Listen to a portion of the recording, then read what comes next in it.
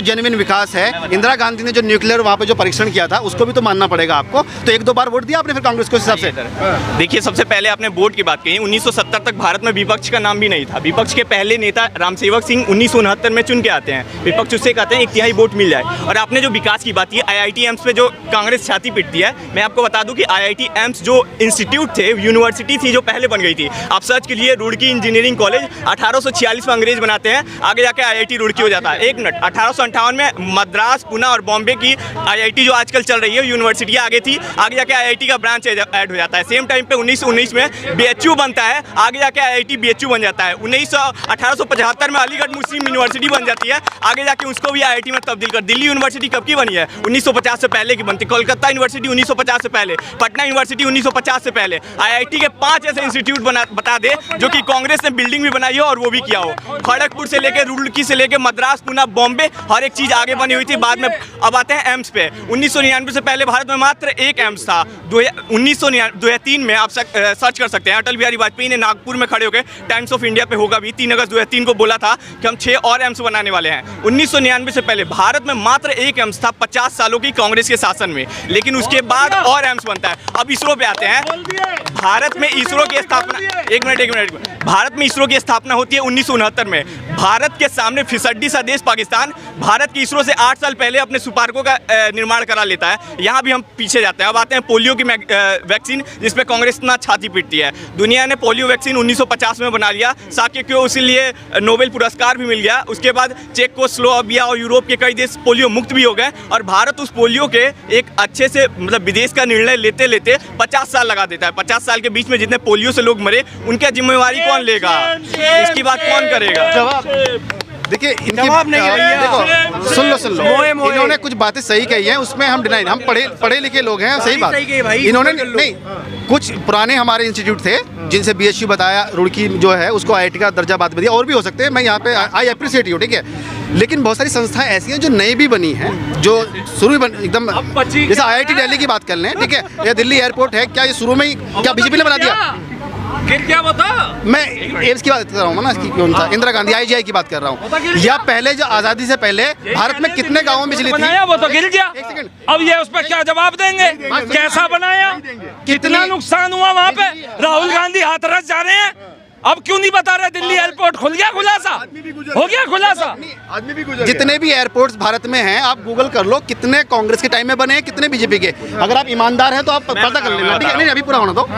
बिजली की जो कंजम्पशन भारत में बढ़ी है और कितना जनरेशन बढ़ा है, कितने गांव में बिजली कांग्रेस टाइम में पहुंची है और अब पहुंची है, उसका भी आप कंपैरिजन कर लें। और जो हमारी जो इन्फ्लेशन रेट है, जो हमारा डॉलर, जो हमारा रुपया कमज़ोर हुआ डॉलर के मुकाबले, वो कांग्रेस शासन में कितना कमजोर हुआ है और NDA शासन में कितना कमजोर हुआ है, इसका भी ईमानदारी से एनालिसिस करना। आई एप्रिशिएट यू। अच्छा, ठीक है, इन्होंने डॉलर की कमजोर की बात की है ना। भारत में सब लोग सुन लो, भारत में 4 बार डॉलर का डिवेल्यूएशन हुआ है, अमूल्यन उसे कहते हैं। वो हुआ है 1919 से पहले हुआ है, और 1991 में भारत को 2 बार अपने डॉलर को डिवेल्यूएट करके उसका रेट मार्केट में घटाना पड़ा। आप एग्जांपल दे दिए, एक बार भाजपा सरकार ने डिवेल्यूएशन किया हो डॉलर को 82-83 पे अस्थिर करके रखा हुआ है। रिजर्व बैंक की रिपोर्ट है, आप जाके पढ़ते होंगे तो पढ़ लीजिए। दूसरा, इन्होंने इंस्टीट्यूट और एयरपोर्ट के बारे में जो बताया, मैं आपको बताता हूँ कि सबसे पहले कांग्रेस की एक छोटी सी कड़ी जो बहुत कम लोग जानते हैं, कांग्रेस का सबसे पहला निशान था 2 जोड़ी बैल। 1967-68 तक इनका 2 जोड़ी बैल रहा, लेकिन इंदिरा गांधी के आने की वजह से कांग्रेस 2 भागों में बट गई, और जो मेन कांग्रेस थी उसके नेता जाके जनता पार्टी में मिल जाते हैं, और जनता पार्टी को मिलता है जो पुराना चिन्ह था 2 जोड़ी बैल। यानी 1970 और 77 से पहले जितने विकास हुए हैं, जिन बड़े नेताओं ने किए, उन्होंने तो अपनी नई पार्टी बना ली, और कांग्रेस ने उसके बाद अपना हाथ छाप लिया। यानी कि जो भी IIT एम्स की बात करते हैं वो तो कांग्रेस के बड़े नेताओं ने बनाया। उन्होंने जनता पार्टी और आज भाजपा और बाकी पार्टियों में जाके मिल चुके हैं। यानी कांग्रेस जो नई है उसने तो कुछ नहीं किया, ना आज़ादी में योगदान दिया, ना कुछ किया। आप जो भी बात करते हैं, जो भी बड़ी नेता, वो तो आप ठीक है। देखो, ये ना इतिहास गिना रहे हैं, वो ठीक है अपनी जगह पे, इसका मतलब पढ़ते हैं। बात हो रही है कि कांग्रेस बुरी क्यों है इनकी नजर में, वो ये पॉइंट नहीं गिना पा रहे हैं। क्या पंडित नेहरू फ्रीडम फाइटर नहीं थे? क्या पंडित नेहरू क्या पंडित नेहरू, कांग्रेस पार्टी देश में इमरजेंसी ला सकती है, उसके बावजूद भी देश का एक नागरिक की पीढ़ी पर पीढ़ी उन कांग्रेस को कैसे वोट दे सकती है? इनका सवाल है कि कांग्रेस बुरी क्यों है आपकी नजर में? देखिए मेरे अच्छा देखो, जैसे इन्होंने कहा कि मैं कह रहा हूँ पंडित नेहरू का क्या रोल नहीं है भारत की आज़ादी में? बता रहा हूँ। पंडित नेहरू, सरदार वल्लभ भाई पटेल जी की प्रतिमा मोदी जी लगाते हैं गुजरात में, अच्छी बात है, लेकिन वो कांग्रेसी थे, सच्चाई है ना। पटेल जी से तो मोहब्बत करते हैं, लेकिन पटेल जी की पार्टी से मोहब्बत नहीं करते हैं। पटेल जी से मोहब्बत करते हैं, लेकिन पटेल जी की विचारधारा जो कांग्रेसी थी उससे मोहब्बत नहीं करते हैं। अगर पटेल जी से मोहब्बत थी तो सरदार वल्लभ भाई पटेल स्टेडियम का नाम बदल के नरेंद्र मोदी स्टेडियम क्यों किया? ये दोहरा रवैया क्यों है? उसके बाद मैं बता रहा हूँ, इन्होंने जो भी चीज की ना, नेहरू जी की बात की, बहुत बड़ा योगदान था। आपको बता देते ना, भारत में जब कैबिनेट मिशन आया था 1947 के समय, उस समय एक नियम था कि एआईसीसी के जो अध्यक्ष होते हैं वो वोटिंग करते हैं, लेकिन गांधी जी ने थोड़ा चेंज किया और पीसीसी यानी कि प्रदेश कांग्रेस कमेटी के मेंबर्स हैं वो वोट करेंगे। तो 15 प्रदेश कांग्रेस कमेटी के मेंबर्स ने वोट किया, इसमें से 12 वोट गए ये हमारे सरदार वल्लभ भाई पटेल को, 2 वोट गए जेपी कृपलानी के और 1 वोट खारिज हो गया। उसके बाद भी नेहरू जी की सरकार बनती है। इस वजह से खुन्नस है भाजपा को कि जो लायक होता है उसको लायक की वजह से आगे नहीं लिया जाता, लेकिन नेपोटिज्म को आगे लाया जाता है। और सेम टाइम पे इन्होंने जिस भी विकास की बात की है, मैं इनको बार बार बता रहा हूँ कि 1970 से पहले का जो भी विकास है भाई, उस ओल्ड कांग्रेस ने किया है, जो कि आज जनता पार्टी, समाजवादी पार्टी और विभिन्न पार्टियों और बीजेपी पार्टी और बाकी पार्टियों में विभक्त हो गई है। जो कांग्रेस का एक्चुअल विकास है वो 1977 के बाद है, जब ना आईआईटी की स्थापना हुई थी, ना एम्स की स्थापना हुई थी, ना आईआईएम की स्थापना हुई थी। तो आप किस पे बात कर रहे हैं? देखो, बात डिबेट अच्छी हो रही है, मजा आ रहा है।